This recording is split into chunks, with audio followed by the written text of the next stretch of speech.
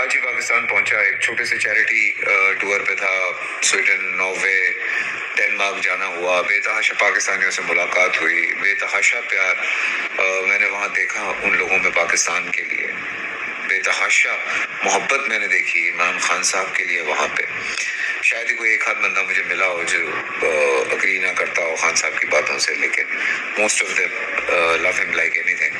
اور جب میں واپس آ رہا تھا تو مجھے ایئرپورٹ پہ خبر ملی کہ خان صاحب پہ اسیسینیشن کی جو ہے وہ اٹیمپٹ کی گئی، اور ہم اس کرول اسیسینیشن اٹیمپٹ کی مذمت کرتے ہیں اور کمپلیٹ تحقیقات کی درخواست کرتے ہیں، بیکاز پیچھے سٹوری کچھ اور ہے اور عوام کو سچ جاننے کا حق ہے. اب یہ اس میں کیا ہے سٹوری، سچ جاننا ہمارا حق ہے، اور اب جھوٹ اس کے اوپر مزید ٹالریٹ نہیں ہوگا.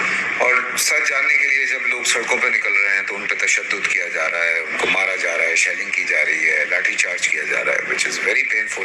کیونکہ مجھے یاد ہے محترمہ بے نظیر بھٹو شہید کو جب جس دن یہ کیا گیا تھا شہید، اس کے بعد اگلے 4-5 دن کراچی میں کیا کچھ ہوا تھا. مشرف صاحب کا دور تھا، پر اس طرح سے لوگوں کو نہیں روکا گیا تھا جس طرح سے اس چیز پہ اب روکا جا رہا ہے. تو بات یہ ہے کہ ہم صرف ایک سچائی جاننا چاہتے ہیں، اور وہ سچائی اگر جتنی جلدی سامنے آئے اتنا اچھا ہے. اور دوسری بات یہ ہے کہ الحمدللہ خان صاحب از آؤٹ آف ڈینجر. اللہ پاک ان کو صحت دے، ان کو اپنی امان میں رکھے، سب کو اپنی امان میں رکھے، اور جن کی ہلاکت ہوئی ہے، جو شہید ہوئے ہیں، اللہ پاک ان کے درجات بلند کرے. ہماری بہت ساری دعائیں ان کے ساتھ. ایک چھوٹی سی بات میں کہتا ہوں، اور یہ بات بالکل حقیقت ہے کہ گرتے ہیں شہ سواری میدان جنگ میں، وہ طفل کیا گرے جو گھٹنوں کے بل چلے. سمجھ رہے ہیں آپ میں کیا کہنا چاہ رہا ہوں؟